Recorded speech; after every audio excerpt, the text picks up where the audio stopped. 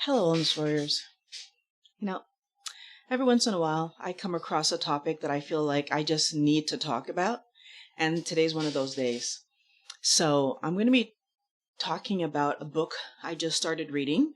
The book is called Salt, Sugar, Fat, and it's by Michael Moss. And I wanted to, first of all, just start perhaps with a little definition. So, food has been defined as any nutritious substance that people or animals eat or drink, or that plants absorb in order to maintain life and growth.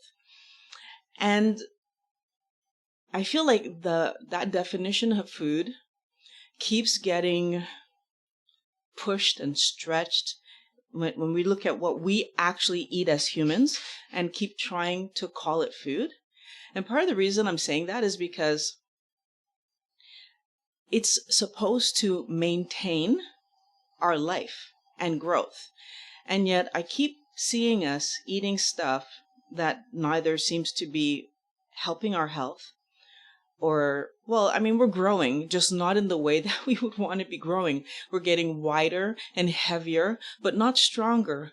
And I feel like this is a mistake that's happening. And I feel like it's happening because although competition typically helps consumers because prices become more reasonable for the products that we're trying to buy, and so therefore we're able to afford things that maybe we wouldn't be able to afford if there wasn't competition. In the case of food, I actually find that the competitive prices when we're trying to get competitive prices, so when people are competing for our dollars, you end up needing to cut corners sometimes, a lot of the time, right? If you want the price to be lower for us to buy, prices go lower when we cut corners. And it might be harder to see where the corners get cut when it comes to food, because when you're comparing them, you don't see all that goes into making the food. And I really feel like the cheapest way that we increase our desire to want to eat something, so the cheapest way, which would help advertisers make more money with it, is by adding sugar. Sugar is so cheap. And what I learned in this book is that there's two other things that food companies manipulate to keep us hooked. That's just so scary that I just had to come in and talk about this. I haven't even gotten like that deep into the book. I just started, I'm listening to it as an audiobook. So I just started listening to it a few days ago, and I stopped and I said, I have to talk about this first before I go on in the book, because I don't want to forget this point. But it is really, really scary what it is that they're doing. And the first one is already on the screen. Let's talk about that. This idea of stomach share. So stomach share is how much digestive space a company can grab from the competition. So they're talking about our stomachs, like how much food they sell. They want to make sure that they have the most of our stomachs. So obviously competition is about selling the most products possible. And I get that. You want to make money, and in order to make money, especially in the food world, you need to sell more of your product. So people need to want to eat it regularly if you're going to make money selling food. So the better your product tastes, the more chance that you're going to sell more of it. But what drives me nuts is that it seems like food companies don't just want to be a cookie that I like, a chocolate bar that I like something that I like. They want to be the only cookie in my house. And when you start to look at it from that perspective, I want to own this household. So if you're eating chocolate chip cookies, they want me to eat their brand of chocolate chip cookies over another brand. And I want us to think about why that's such a big problem. Because I want us to consider that if you don't want me to buy other cookies, and you're fighting that hard for me to buy just your cookie, what are you going to be willing to do to get me to buy your cookie? And this is where the company jewels comes into the story. And when I read this, I was just like, how is this even an idea when it comes to the food? But food companies use sugar, salt, and fat to make us eat more. And it's this addictive nature of the ingredients that cause us to overeat their foods. And okay, so we already know that sugar excites the part of the brain that causes us to chase food. I've talked about that, Wellness Warriors, for so long. So any of you who've watched my videos, you know that part of the story. But the part that I was not aware that was going to be coming into this conversation is that salt maximizes the initial taste that you have. And so therefore, like, that's that first hit that gets us to be like, oh, wow, I want more. And then fat, it's working more subtly to induce us to eat or to overeat. As a matter of fact, is the word that they use specifically because it stimulates overeating and improves mouthfeel. And then, the fact, I didn't know that fat can stimulate overeating. I've heard of it having that impact when it's combined with sugar, but I didn't realize even on its own somehow that was a possibility. So it's very interesting. And I don't know if that's because it's combined with sugar that is having that impact, but it's still amazing to me that food companies figured this out and they're using it to get us to overeat. And in their trifecta, they did mention that sugar was their most powerful tool in this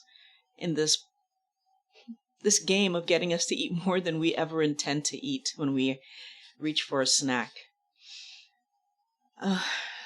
Let's see.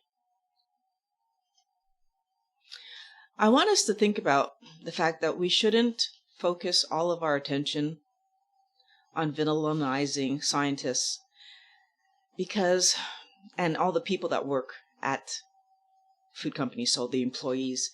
I feel like, and I'm guilty of this, when I watch videos and I read things and I'm like just looking at food companies and I'm upset that they're creating these foods knowing that they're pushing people to be in a poor health scenario. But what I didn't realize was that back in 1999, there was a meeting called because people who were working at the food companies, so the scientists who were creating these, these tasty treats, and the people that were hired to make sure that their product was taken off the shelves because it was just so delicious, they came together to try to they called a meeting to try to see, what are we doing about this? Because they realized that by the formulations they were creating, they were causing people to overeat and causing obesity at the minimum. But they listed a whole bunch of other ailments that they felt because obesity were at the center of them, so diabetes, and they even mentioned cancer. They felt responsible for our poor health, but especially they were focusing on the weight issue that was happening, and it was attacking our children. And they mentioned how schools were like trying to get their products out of the schools, and they mentioned how the recruiters were having trouble getting recruiting for the army because the young people were too obese to get into the army. Or overweight, not necessarily obese, but too fat to get into the army. And it made all of these scientists and people working at the factories and these companies concerned. And when they told their higher-ups what their concerns were, they were informed that any change to the formulation of their products that would decrease customers' desire to eat them, not allowed, right? Because they had to win this competition for stomach share. And they wanted the shareholders, so the money, they couldn't not keep their shareholders happy. And it seems to me that money was prioritized over customer health. And I really want us to be insulted by that, because if we don't buy, they don't make money. And yet somehow our health isn't the priority. They don't care if we are okay after eating their product. And I think the reason, and I mentioned this in another video that I did that I'm going to link, is because it doesn't matter to them. If I get ill and I can't eat their product, if I'm not here or if I just choose not to eat their product, somebody else will. They're that confident in the poor quality food that they create because of these formulations of salt, sugar, and fat that they've created, that they know somebody else is going to buy it. So if Violet doesn't buy it, somebody else is going to buy it. And they're willing to push that agenda because they want to make the most money. So what's really frustrating is that they didn't take responsibility for what processed foods were doing to us, their customers. And I'm saying us, Wellness Warrior. I want you to understand, this is you. This is me. This is our kids. That back in 1999, they already knew that the foods they were producing were causing these problems. And back in 1999, they took an active decision to blame customers for being lazy, right? There's this whole campaign of, you need to exercise and you need to, it's not the food you're eating, it's that you're not moving enough. We have all been in the scenario where we try not to eat junk, but then find ourselves eating junk. And we feel bad because we're being told it's our fault. If you didn't eat it, then, it's up to you. And if you were moving more, you wouldn't be in this problem. So we get blamed. The other reason that we get blamed, well, when they try to change the formulation of the food to make it healthier, we don't buy as much because we want the tasty version. Can I just point out that had they never up the sugar content to the crazy way they did, had they never messed with the salt crystals, because that's another thing they did, they messed with the size and the shape and of the salt crystals to make sure that they pull you in as quickly as possible. Remember, the salt is that first thing that you get. And even if the food doesn't taste salty, there's salt in them. So it's like all these little tricky things that they're doing to us. But then they turn around and say, it's our fault for wanting these tasty foods. Can I point out that when these foods were first introduced, we had no idea the impact these foods were going to have on our health. So they were marketed to us as convenient. They were marketed to us as a way to feed ourselves in an easier way, and they made our meals faster. And there was lots of, again, advertising. All right, so let's create an ad campaign that expresses how much we care for our customers. And they do this despite knowing that the foods that they're creating were causing our health problems. These are the people that we keep giving our money to. I was really shocked, and I haven't even touched chapter 1 of the book. I'm just in the prologue, and all of this information is being given to me. It is sad that there's so much lies, right? Because they have this ad campaigns of how much they care about us. And all that they're doing, because we care about you, these foods are going to help you. And all the story that they give us, they turn around and they continue to invest in creating foods that were highly addictive, right? They manipulate, they have additives that they put in the food that makes sugar 200 times more enticing than it normally would be. That's not accidental, that's on purpose. But then they'll turn around and tell us that they care about our health and have a low salt version of a food when they know that to make that low salt version, they've added more sugar. It's all to make us overeat. Because if we eat their products and they sell more products, shareholders are happier. And there's this big competition to see who can be top dog in this competition for our money and our stomach share. They want us to overeat. And I can't say that enough, wellness warrior, because I don't want you to overeat.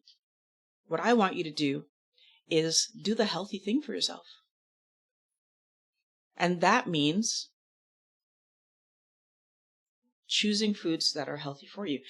You know, they refuse to do anything that would improve the quality of the food you're eating if it means messing with the company combination, like that special, the company jewels, and would stop you from purchasing their product. And then when you're frustrated and you're asking for healthier options, they bring back to you, but you don't want healthier options because when we make it healthier and it doesn't taste as good, you don't buy it.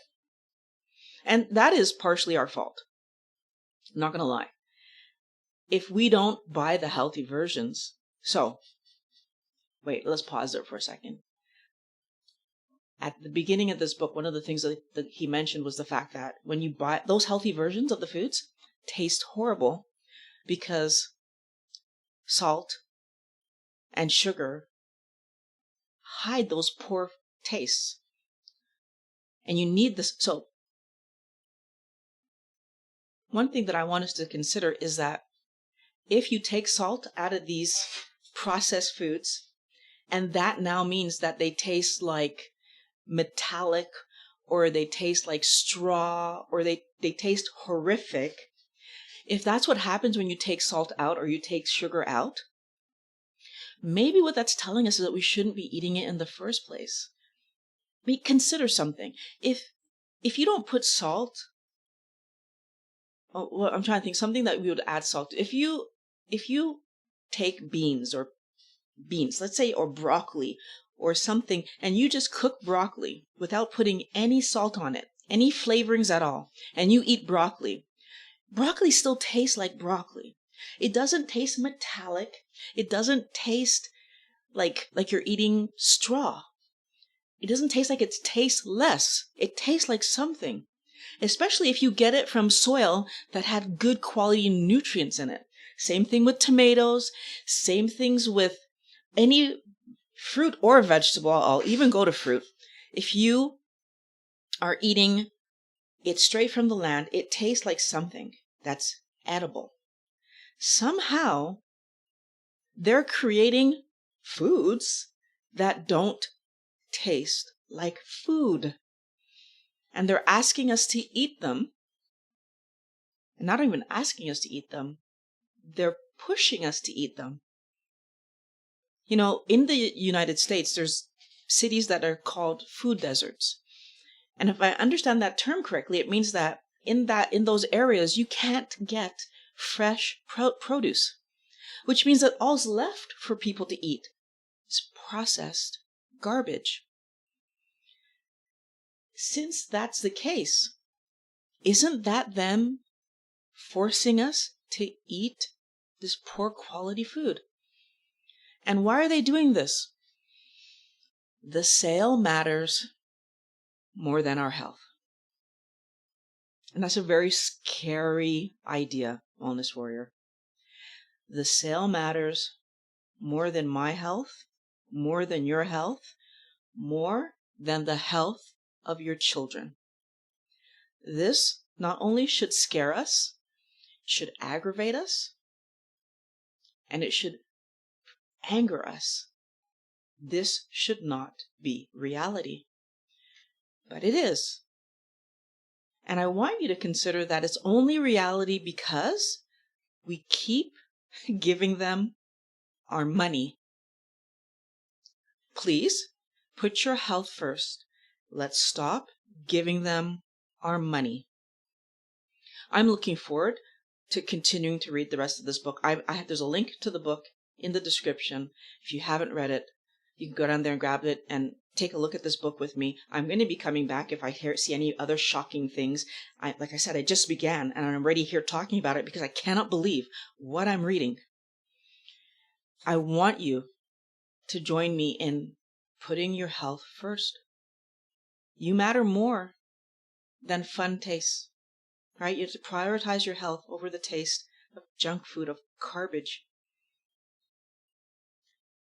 And if you're already doing that, put it in the comments below. If you're planning to do that, put it in the comments below. I'm going to link. First of all, I'm going to do another. I'm sure I'm going to have more videos on this book because I just started it and I'm already outraged. But I'm also going to link a story I already did on how much our life is worth to a food company that you can check out.